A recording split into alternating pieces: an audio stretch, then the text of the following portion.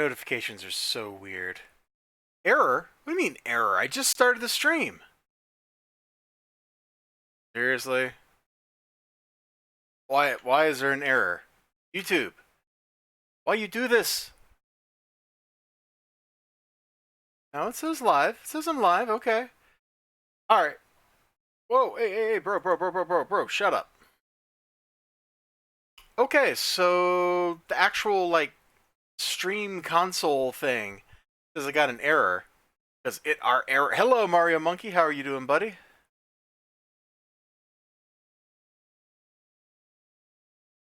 I'm gonna have to manually drop this link in because I think it linked the old one. Doing good? Alright, that's great to hear. Enjoy the Space Church music for just a second longer. I mean, you have to enjoy it a lot longer than that, but starting with just a second longer. There we go. Now that's the right link on my Discord. Let's get this party started! Trying to sound excited. Trying to sound pumped. Here in America. Let's see, we don't need that for the stream. We do need all these books. There's a lot of stuff here today, plus stuff from the other store. So I got a lot of stuff here.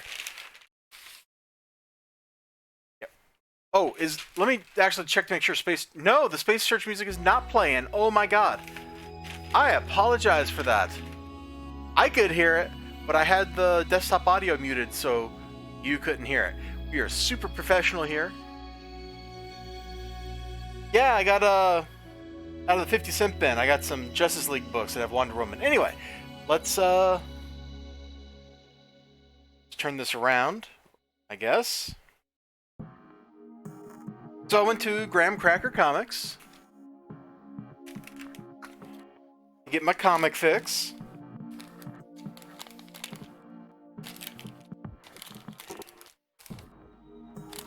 And hey, you pre-order, get 10% off, you save $3.90. I saved enough money to buy another comic book. Isn't that amazing? That's so goofy. I was supposed to get the other Punchline 7 cover, but they didn't have it. Anyway, because apparently it was shredded in transport. That's kind of crummy. But you go there, Graham Cracker Comics, any of the store locations. Yeah, thumbs up. This is on ultra low latency. Let's see how low this latency is. Wiggle my hand. That's like 3 or 4 seconds. It's like streaming on Twitch. Nice. I'm glad I picked the ultra low latency. Give me a second. I'm pouring some fresh cola on top of my Chick-fil-A ice here. Anyway, you go to a Graham Cracker Comics, any of them. There's a whole bunch in Illinois, mostly around Chicago. We'll see who Wonder Woman's fighting here. It just looks like generic soldiers, but we'll check. And you get 3 free comics out of the 50-cent bin. And I saw these Justice League books, like right there. They were just in the front of a box, and they called out to me. And I was like, yeah, I'm gonna have to get this. Forever evil, alone against a world of villains. Well, it really sucks to be Stargirl. That's all I gotta say about that. Then those left behind. Oh, it's all the dependents of the heroes. Wah, wah. They're probably dead. Alright, great. And finally, JLA Classified number 19, written by Gail Simone, of all people. Wonder Woman, she's fighting, like, soldiers, some of which might have crazy super science weapons. Which is kind of cool. Let's flip this one open. Well, we have an advertisement with a girl with really long arms. Apparently she's turning into, like, Stretch Armstrong. So who are they fighting? I admire China. Oh, I guess they're fighting China. Don't misunderstand me. No country on the planet is changing so rapidly yet quietly. Because of the untold numbers of rural farmers, live out the number of children they have. The actual total may be high as a mammoth country. It's about to be conquered. Oh, so we got a bunch of villains rolling up on China. I'm looking at these villains and I don't recognize a single one of them. We have Generic Man in Trench Coat. We have Water Woman. We have Blue Hair. got Flame Guy. We got Big Guy. And we got woman in kinda pointy armor. Alright, good, good. Why is Miss Marvel in a DC comic? Your question's as good as mine. Answer? You whatever. You know what I mean. Okay, it looks like the villains win, and, what on earth is Jean here doing with Starro? Oh, he's being Starroed or something? Okay, whatever. I'm sure this makes more sense if you actually read the book. It could have been Zod, could it? No, not Zod. Tuzik! Bum, bum, bum, that buffoon of a dictator, but we underestimated him once. Oh, whoever this Tuzik guy is. Tuzik apparently knows how to party. He's getting his nails done. Look at that. That's how you know he's evil. He's getting his nails done. Bum, bum, bum. And we get a fight scene. Next. Conduct. Unbecoming. Oh, so basically we started the fight, and then the book ended. Well, that's kind of disappointing. Oh, actually, this panel here is really cool. Wonder Woman as a Nazi. Oh gosh, I just got demonetized. I said the N word, the Nazi word. Oh, I said it again. No. That's kind of cool. Like monstrous versions of the heroes. It's kind of a shame they didn't really just go that explicit with the Dark Dimension stuff and metal.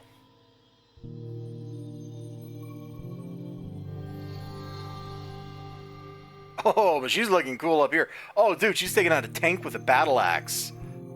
Dope! I'm down. That is an interesting twist. Yeah, I think it's mind control, man. Let's see, what else we got? Oh, stuff we actually paid for. Criminal number 6. Ed Brubaker, hard-boiled crime story. Just kind of unlikable, bad people being bad. I'm enjoying it. Sean Phillips's art is pretty genius for what's going on here because it's got kind of a dirty kind of feel to it. But if you don't like crime stories, as it says here, the secret ingredient is crime. If you don't like crime stories, you're probably not going to like this. He says it's a joke, but it isn't. That bleeping kid, he was going to ruin everything. Wah, wah. Kind of Sin City, yeah, just not Frank Miller and not quite so film noir. Is that a phrase?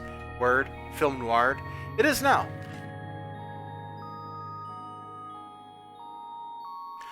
Oh, I did something terrible to my Chick-fil-A drink here.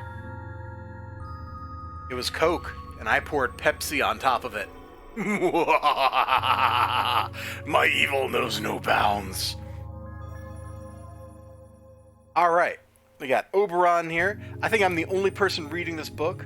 It's kind of a young adult thing. It's sort of like Labyrinth. It is absolutely sort of like Labyrinth in the way that you have a person who's pulled into this out of the normal everyday life into a world of fairies and is being manipulated by everybody. In this case, she's being manipulated mainly by the title character, Lord Oberon. Yeah, I crossed the fizz. She's being manipulated by Lord Oberon to, it's not exactly clear why he's doing it. But I imagine it's going to become clear pretty soon because we're on issue 5.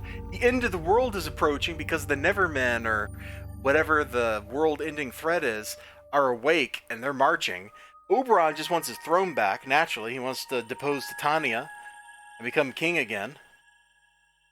I've really enjoyed this series. The art has mostly been good. It's stylized, but it's dynamic. It moves well. It's very rarely anything but kind of nice to look at. Well, that's damning with faint praise. Let's dance to the end of the world. Exactly. You know. Just keep your meteoric iron weapons away from him, and he'll be fine. Gogor, issue 3. This is like another young adult fantasy kind of story. I like this one because of its really bold... My headset down a little. There we go. I like this one because of its really bold color choices. The coloring is strong, it's bold, there's a lot of, maybe not primary colors, but they're solid. Just a little bit of shading, just enough to give it the look that you need to give some depth, to give some excitement to things. The premise of this is it's a world of, yeah, Lizard Man. Gogor versus the big lizard bounty hunter. It should be in this issue. The premise of the world is on a bunch of floating islands that are all connected together like in a big... Well, they're not connected, but they're all floating together in like a giant ring. And he's from the main character. I blanked on his name. He's from an island of academics. It's like where they train the wizards or whatever. And they get attacked by some fascists that are riding like giant flying termites or something. It's really cool. And so he's sent on a quest to get the thing that they came after, which is a scroll that says how to awaken Gogor. What's Gogor? Gogor is the big green plant giant here. He's got a mix of powers. He's kind of... Yeah, lizard bounty hunter, yeah. He's got a mix of powers. He's kind of like Swamp Thing. He seems to have like some kind of plant control power, at least with the plants that are on his body, because he like released some spores in the last issue. He's super strong and tough. And the Lizard Man was sent by the evil commander dude to kill our main character and stop Gogor. So, you know it's going to be good. Let's just flip... Oh! I was going to be like, let's just flip the book open. And I flipped right to the action. This is fun, man. Every time I read this story... Yeah, Lizard Man vs. Swamp Guy. Every time I read one of these books, this story... I get like just super hyped to read the rest of it. I kind of wish they had just released the trade paperback and not worried about anything else. This is a pretty good fight scene. Lizard Man's demonstrating he's got skill over here. He's demonstrating he's strong, but he's not strong enough. So it looks like it kind of becomes like a contest between like, basically, Gogor, I kind of think of him like as Hulk. Hulk versus one of his less strong, but more thinky, agile enemies, which is cool. It's something, but his distant cousin. Yeah. Gogor has been a fun book. I'm glad I took a risk on the first issue, which I had to go find. I went to 3 comic book stores before I found one. It has been, every issue has been just awesome. There's no other way to put it. It's been a fun comic. I want to read all of it. So, you know, I'm in it to win it. I guess I could have pulled this out of the stack since I accidentally ordered a copy from Antarctic Press, which I've already reviewed. But Punchline is a fun comic. Bill Williams' Bill Williams' writing, and he does a great job of writing these characters and making them sound distinct. That Matt Weldon art is really nice, which reminds me, I have a big stack of Matt Weldon comic books in my desk drawer over here that I still need to read. I should do that sometime. She's a like novice superhero, and she's partnered up with the person who she got her powers from. The person she got her powers from, what's her name? Mel. She's like past the point of idealism. She's just like realistic. It's like, yeah, I'm just going to kill the villain. And so she'll just like shoot the villain in the head. End of story. Whereas Versima, the main character here, she's not like that at all. You know, she's got all of her youthful idealism. She doesn't like being lied to. It is a pretty cool team up. It pays off in this issue, interestingly, because Versima was about to talk this person down, who's super powered and from another world and just wants to go home, and is going to beat everybody up until she does. And she's like talking her down. And then Mel takes the shot. It doesn't work, but it sure makes her mad. Tricky little girl. And the fight is back on, baby. It's very satisfying. Fight sequence is super satisfying. There's lots of great pages, great panels. The stuff leading up to it where they're scheming and coming up with their plans, also pretty good. They're trying to get this briefcase, and the thing that's in that briefcase is an artifact from Atlantis, and that's what summons the stranger to the planet. It's a good book. Highly recommended. True Believers book. I don't know how much I'm going to talk about these. They're just $1.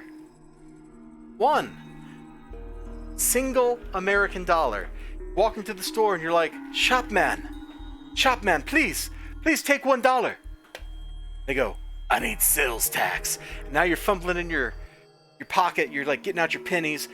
There's 6 cents. Please give. And then they give you Carnage. You're like, yeah. So Carnage #1. I didn't read this back in the 90s, this particular book. Most of my Carnage knowledge actually comes from Maximum Carnage. But they printed this in preparation for Absolute Carnage this summer. I don't know when it starts, but I hope I'm signed up for it. I got my hopes set, man. That could be like my reintroduction into mainstream Marvel. Like, I've just been living out over here in Mr. and Mrs. X-Land and making excursions over to True Believers books, watching all of Marvel just kind of burn. And I'm hoping with Absolute Carnage, maybe they get back on track. Very 90s looking art. I like it. When was this originally published? Like 92 or something? Originally published in Amazing Spider-Man 361. That doesn't tell me, but that sounds like a 90s number. Carnage is an interesting character. My favorite Carnage moment actually comes from New Avengers #1. When was that? Kind of mid-2000s, I think. I think it was Electro. Took out all the electronics at the prison. And some lawyers and stuff were there to visit the Sentry, who had just confessed to murdering his wife, and basically had put himself in prison. And Carnage gets out because all the security systems are down. Carnage vs. Fight vs. Venom, yeah, I know what you mean. All the security systems are down, and so Carnage is loose, and he finds the lawyer and yada yada. And I forget if it's in that first issue or if it's in the second issue, the one right after that. But the Sentry just picks him up, takes him outside the atmosphere, and lets him go. I loved it, man. It's like, yeah, more heroes ought to deal with their villains that way. Come on, guys. Why leave a brain-eating, suicidal, homicidal threat out there eating people when you can just fly up into space and let them go?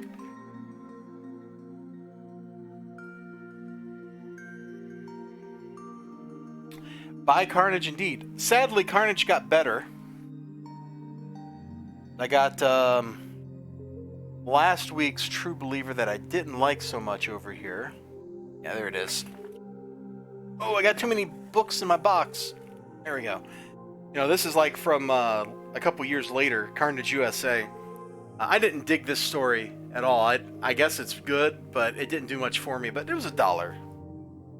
It didn't cross my threshold of okay, though. I reckon we've looked at this book long enough. Let's look at Venom and Carnage. Look at this symbiote madness right here on the cover, man. Somebody had a ton of fun drawing this thing. Because I have a ton of fun looking at it. Oh, I got the hiccups. No, I've been talking too much. I got the hiccups.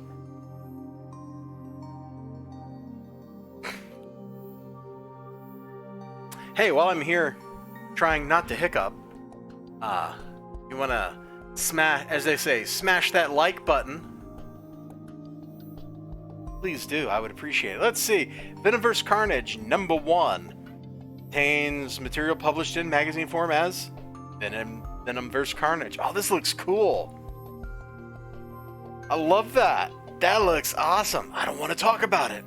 Oh, they disgust me. It's sick, and I don't even want to talk about. Too bad. Baff. What a sound effect. I've never read this before, so I don't know what's here. Arrangements to be made. You're number 99.99. This is none of your business, Venom. I'm your father. That means nothing. Don't be ashamed, Carnage. It happens to all of us.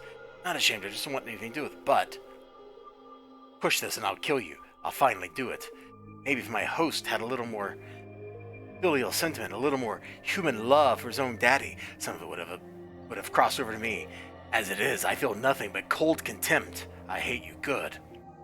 Relationship between symbiont and father should, by our long tradition, be cold, and if need be, downright hostile. Any other way is beyond comprehension. Love between father and child, that's creepy.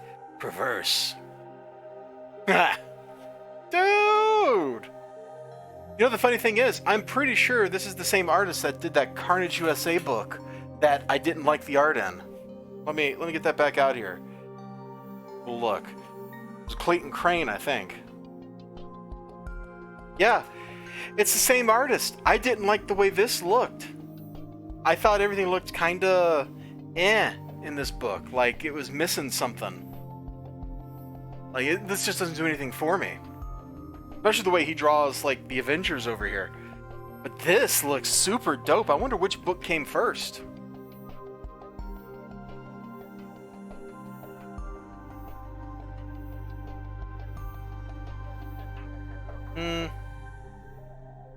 I'm getting less infatuated with the art the more of it I see.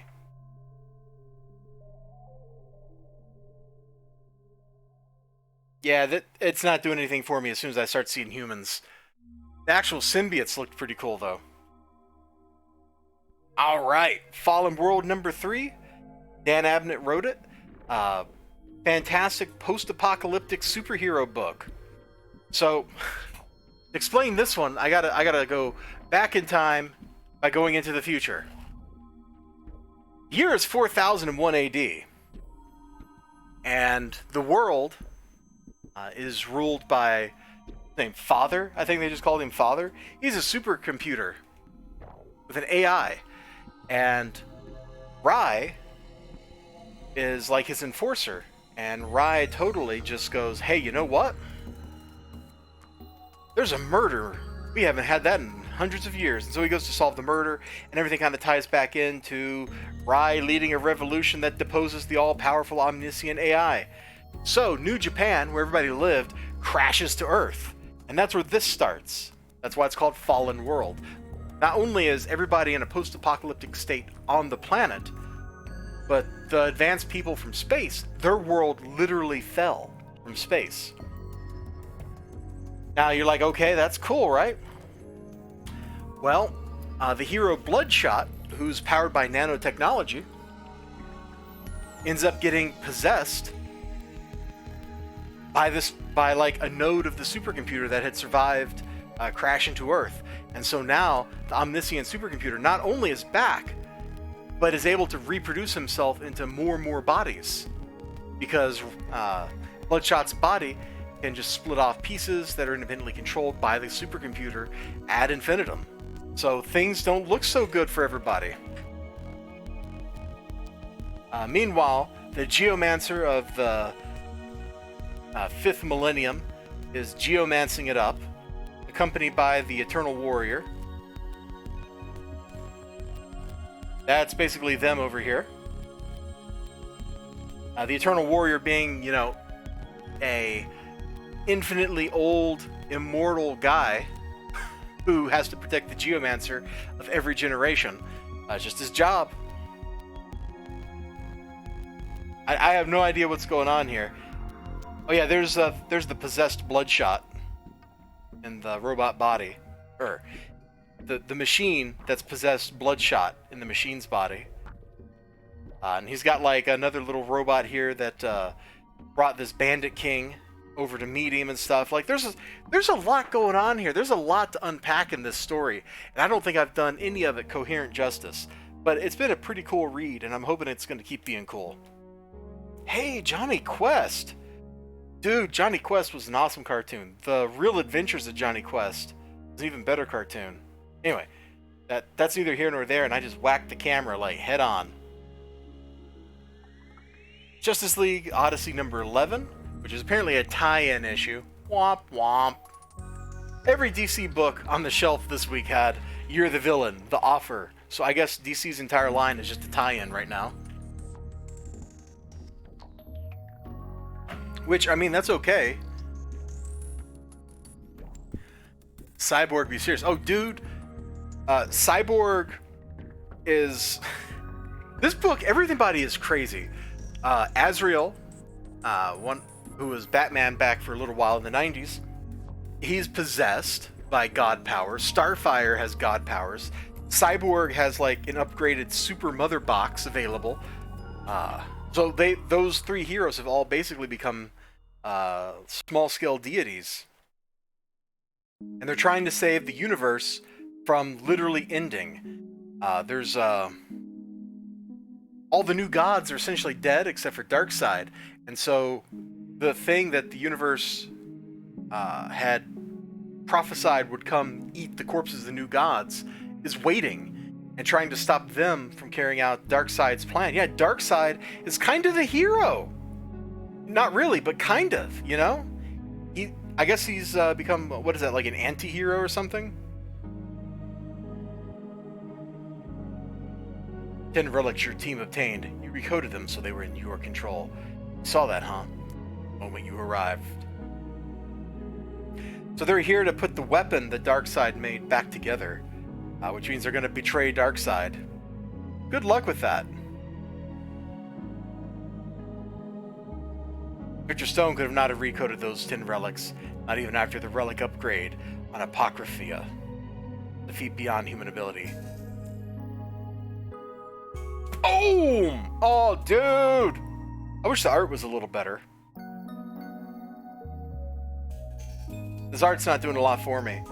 But I'm sure I'm going to enjoy this because Dan Abnett. Mike is writing! Oh no, I mean, Azrael everybody's died a few times. What are you talking about? Where's he at? Yeah, there he is. There's Azrael. Flaming sword and all. He's got like the power of command. He can make people do things just by saying it. We got She Could Fly, Lost Pilot number 4. This is just a weird book about crazy people being crazy. And it's very clearly made to be a TV show, I think. Because it's got people making bad decisions just for the sake of generating drama, like Breaking Bad. But she's completely insane. She's totally unhinged.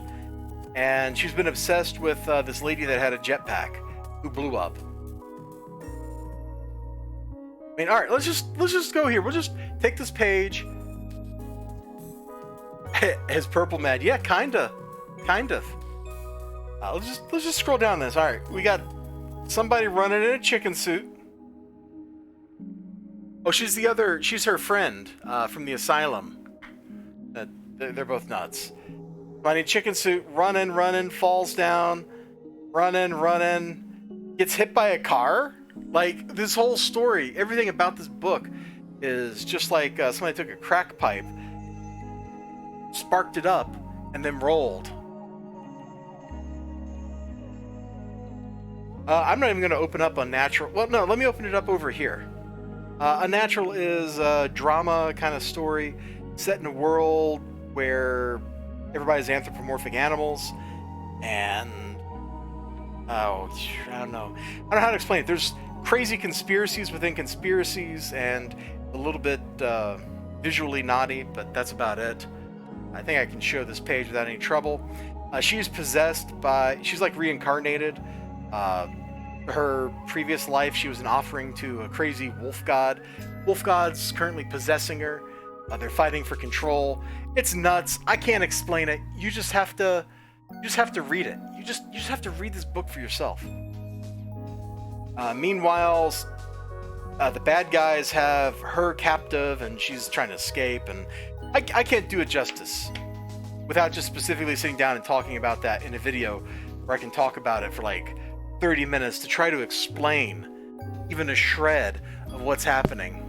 No, don't kill the chicken. Oh, I think I read that already. And this I should have got last week. But apparently I didn't. I went through my desk drawer over here. I'm like, where's Savage Avengers? I was ready to review it. I was going to review it today. And there was no Savage Avengers, so I totally just forgot to buy it, I guess. So I now own it. Savage Avengers has been awesome. This is stupid because nobody's been carnageized inside of it. No, nobody. But what is going on here is Oh God, how do I explain this one? Yeah, they're just doing that as like a tie-in cover. There shouldn't be any symbiote in this, but Venom, who I think is back on Eddie Brock. I don't really know off the top of my head. So what's going on? The Hand, down in the Savage Land, has teamed up with a sorcerer from the Hyperborean age, you know, Conan's time period, to bring back, or to summon a god from some comet where he lives. And to do that, they need a lot of blood.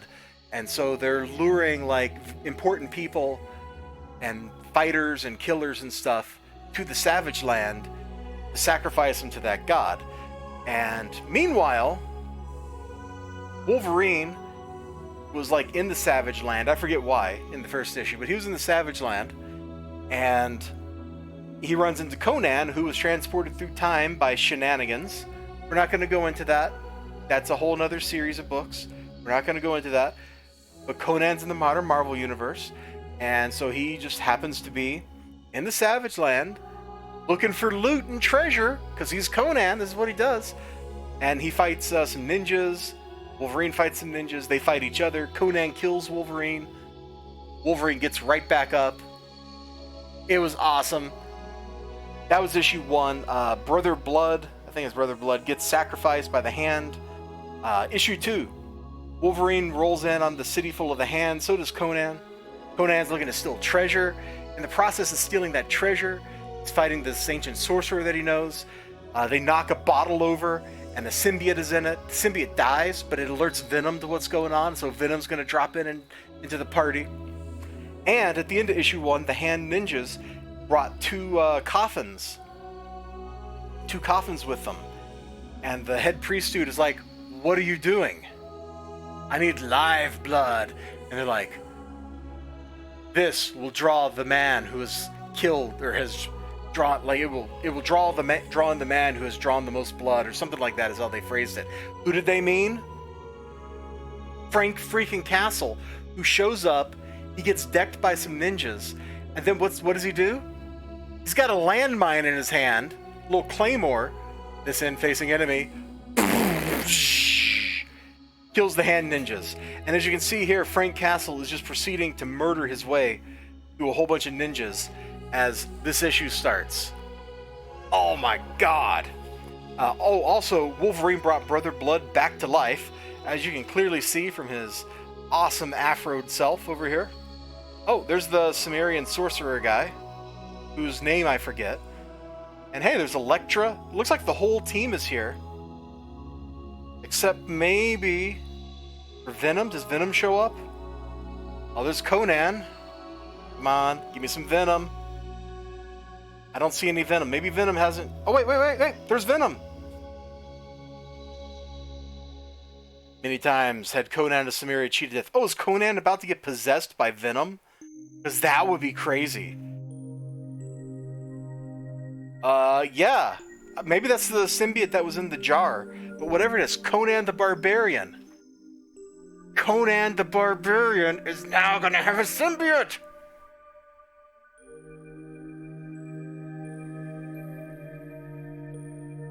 Did they get, like, 10-year-old me? Did they get 10-year-old me to write this comic? Because this is what 10-year-old me would write. Oh man, wouldn't it be super cool if Conan was Venom? I was really hoping my soda would slurp right there, because that would have been a great punctuation mark.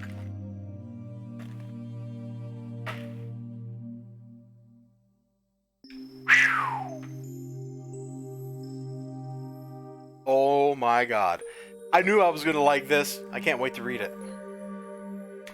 Oh, hey, we got some stuff in the mail. I should show that off too real quick. This was a Kickstarter book I backed. I backed the other ones.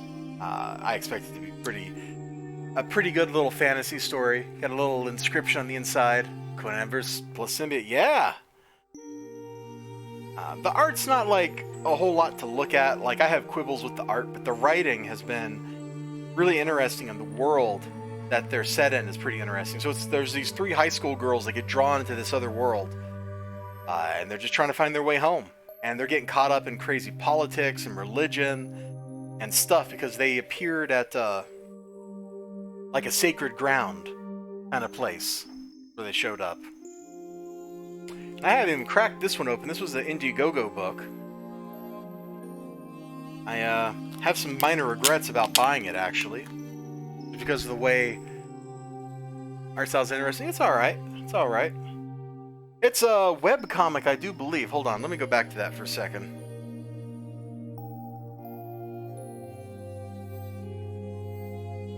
Looks like if you go to eldare.com, you might find it. But it totally looks like a web comic.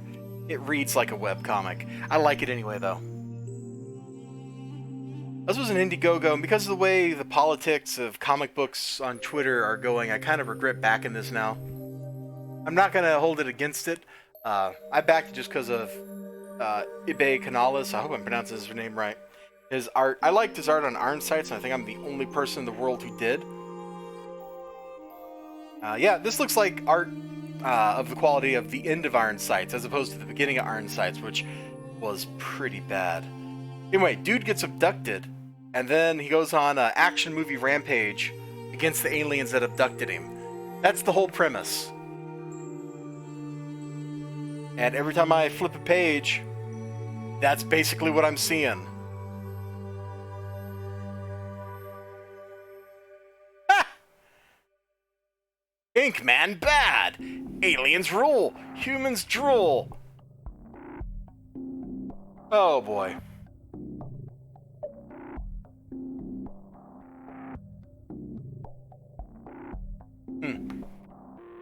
I hope it's going to be fun to read. I really do. Yeah, dude, it never... The comic shenanigans, they never stop. Just the other day, Ethan Van Sciver said that anybody who has a little cherry emoji in their name on Twitter is a Nazi. Or at least, quote, adjacent to Nazi. Dang it, I just said the N-word again, and now I'm going to get demonetized. I'm not monetized. Alright, what did I get over at Westfield Comics? Because I popped in there for a minute.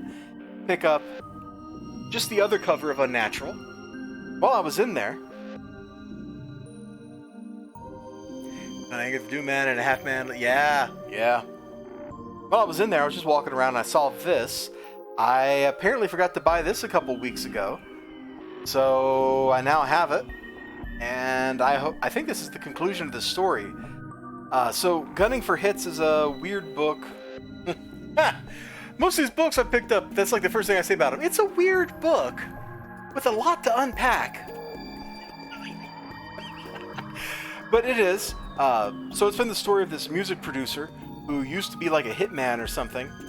And he signs basically David Bowie. And he realizes too late that David Bowie is tanking everything. And so he love the art. This cover is gorgeous. The interior art I found in these issues has gotten better since the first one. It's kind of hit and miss. This cover art is beautiful though. So basically he's just decided he's going to kill David Bowie, and that's where issue 5 ended. And we'll see what happens in issue 6. He's going to kill him live on stage while he's doing a televised concert, no less. Like, we're talking, this is insanity. And I can't wait to read it. I might read it as soon as I'm done doing the stream. Well, I've been streaming anyway. 40 minutes? Okay, cool. And we got one other book I bought. This was originally a Kickstarter book, and I think I actually bought this copy from Westfield Comics for less than the Kickstarter before the Kickstarter backers got their books. That's insane. How can I go to a store and buy this before it's been delivered to Kickstarters? And for less money. And $10 is still super overpriced for a comic book, but at least I'm not paying like the $25 that this would have cost me on Kickstarter. The first White Widow was not that great of a story. I'm hoping the second one's gonna be. But they really sold the book basically on the strength of art, especially the cover art, and not on anything having to do with the actual book itself. Yeah, basically they sold the book on Jamie Tyndall's art, and he doesn't do any art in the book. It's totally bait and switch. let's see, page 12. Let's find page 12 and see his art. 1, 3, 4, 5, 6, 7, 8, 9, 10, 11, 12. So Jamie Tyndall did a single pinup piece, and it looks really good. And then you look at any other page, and it doesn't look nearly as good. False freaking advertising. That's all I got to say about that. The polar opposite of Black Widow. Kinda, yeah. Then the free stuff. I haven't even cracked this open to see what's in this sketchbook. These are always fun to pick up, this kind of free material that's really just like an ad for other stuff, but you might see some really cool pictures in here. Kind of why I'm flipping through. You know, Marvel's trying to show off newer artists to their stable that people can get hype. That is a nice storm. That is really nice. I love the hair. Not here where the wind's obviously blowing it, but up here the way it's laying and draping. Down here, same thing. Beautiful piece. Oh, embarrassing kid art. You know, my own artistic style never really got past this. I can maybe do that sometimes. Oh, and we got like some little short interviews with them and stuff. This is a neat little book. This is probably worth just kind of flipping through and sipping some coffee while I do it, you know?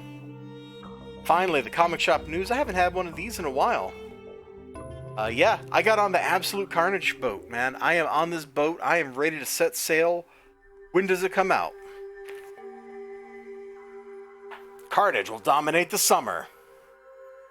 What got me on the boat was the free comic book day, the Venom story in it. Good stuff. Okay, in earnest on August 7th with the release of the extra-length Absolute Carnage #1. Oh, that's right, it's like a $10 book or something. Yeah, mine either. Oh, I reckon that's why we're not making a living doing this, huh? Who is the Dryad? Who cares?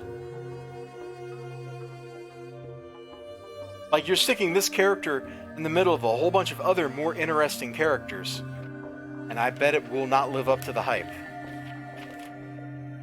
Oh, they're bringing back the Future Foundation? That's stupid.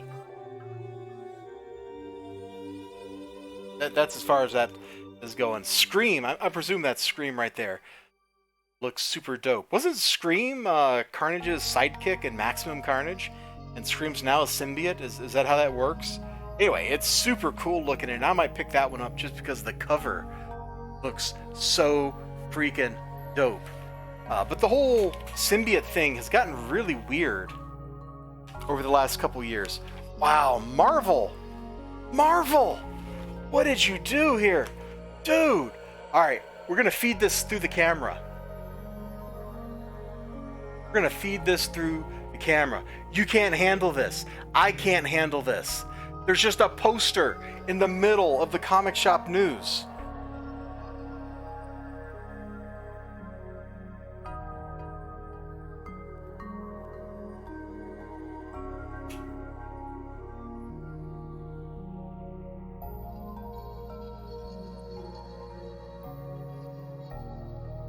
Oh, wow. Dude. Oh my gosh.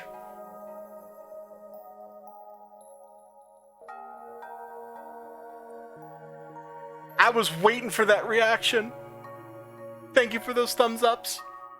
I don't know how much of a delay you have on the stream. I see like a 4-second delay here, but the way you're typing suggests you have like a 10-second delay. Regardless. OMG. I gotta make this the thumbnail for the video if I can. That's why I'm kind of just leaving this here, so that YouTube will like pick up that this is what I want.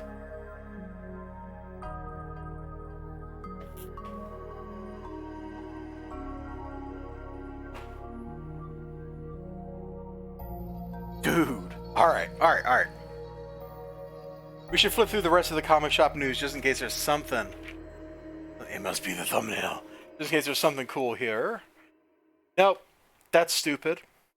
That's stupid. Alright. That's stupid. Marvel just paid for this issue. Still stupid. Why are we rehashing Thing vs. Hulk? See this name? Slott means don't buy. That's what this name means. Dan Slott means don't buy.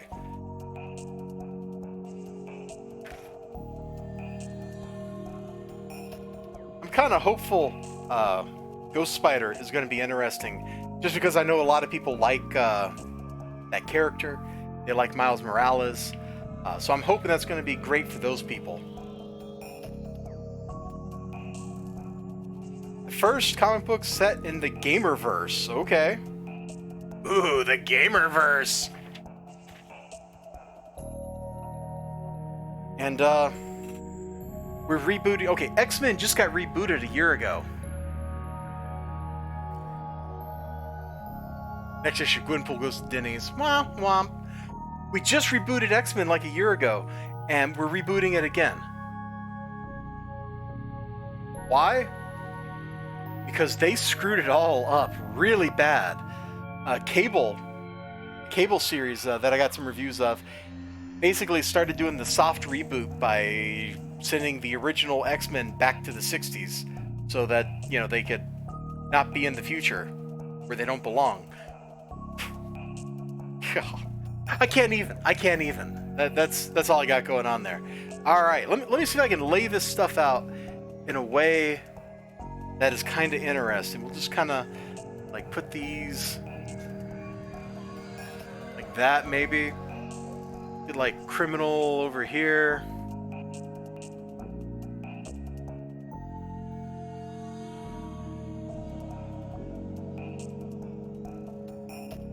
True Believers like that. I'm running out of room. I am so running out of room here. Okay, we're just gonna kind of go, Now we're done. There we go. There's everything I picked up this week. Oh my god, that is a lot of junk. I spent way too much money. Whatever you do. Boy, the X-Men are doomed, yeah. Whatever you do, don't pick up this filthy comic habit. You're gonna just acquire stuff that takes up space. Most of it's not gonna be worth the space it occupies, and every step of the way, it's just gonna slurp up your money.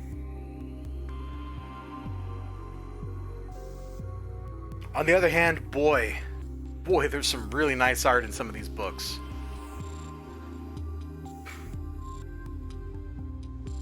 Mario Monkey, friend, I think I'm gonna let you go. I need to stretch my legs and stuff and figure out what I'm going to do for the rest of the evening. And I'm out of stuff to talk about. I absolutely am. If I still had things to talk about, we'd keep going, but I'm done. I am D-U-N done. As I whack my microphone with my hand. If you want to drop a link to your own YouTube channel in the chat, feel free to do that before we end the stream here. If it blocks it, I'll just approve it. But, you know, you should feel free to do that sort of thing. Since the sun's set, I guess I'll go ahead and close my curtains. I was watching the sun go down while doing this. It was real pretty outside.